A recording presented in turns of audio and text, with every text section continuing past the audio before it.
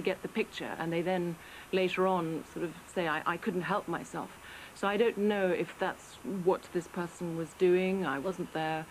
But obviously, if somebody did manage to get these photographs, and if somebody is trying to sell them, I must say it'll be very, well, maybe interesting is the right word to say, who will pay a lot of money for it. I would suggest that it will probably be somebody who's very hungry for a reputation, who maybe doesn't have a very strong and established reputation, and there is always somebody out there in the market to do that. Let us leave it there for a moment. Details still emerging of the accident in Paris at around midnight Paris time involving Diana, Princess of Wales.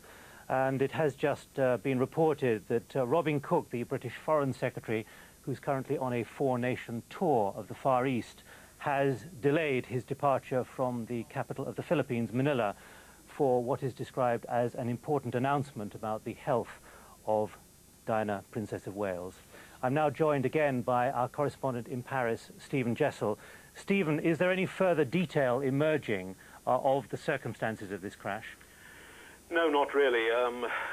The details have been known for some time now. What is new is this very disturbing news from the Far East that you've just given. Superficially, initially, it seemed that maybe Diana, Princess of Wales, had escaped relatively likely. I recall that the initial report said that she had a broken arm, concussion and lacerations to her thigh, none of which themselves, although unpleasant, would be particularly life-threatening. However, there are reports that she's in a reanimation area of the hospital, which suggests that maybe she is in a slightly more serious condition than we had thought before.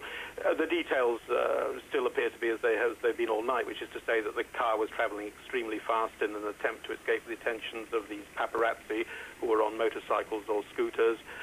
For reasons we don't yet know, it seems to have struck a wall, spun round, and been involved in collision with a number of other vehicles. It took the police and emergency teams some time to clear away the debris. We are seeing the debris at the moment, Stephen. A badly crushed car, the roof caved in, the bonnet and the engine caved in.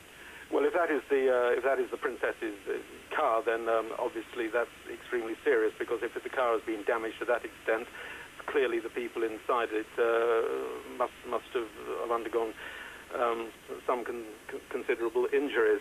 The princess, as we speak, is in a hospital, the La Pitié-Salpêtrière. It's a large hospital in the 13th arrondissement of Paris.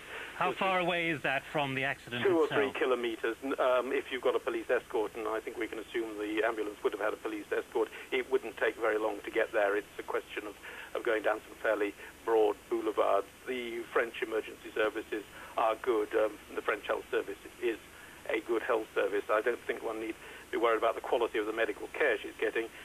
What is deeply disturbing is the evidence, as you've just pointed out, that the car does seem to have been almost crushed, and that has obvious implications.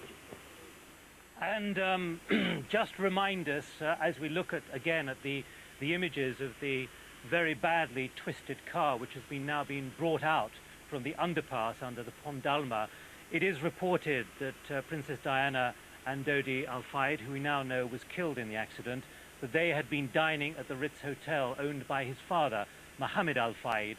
How far away is this location from the Ritz? Not very far. It's not entirely clear if they'd had dinner at the Ritz, where they would have been going. The Fayed family, Al Fayed family, of course, owns the Ritz Hotel, so the question of rooms, then there were plenty of rooms in the Ritz Hotel. It's not clear in which direction they were going or why they were going there, but certainly the Ritz isn't very far away from the spot. Stephen Jessel, our correspondent in Paris, thank you very much for joining us as we look there at the images of some of the scooters and motorbikes which might have been involved in tonight's incident being loaded onto police vehicles, and also the details taken by the police.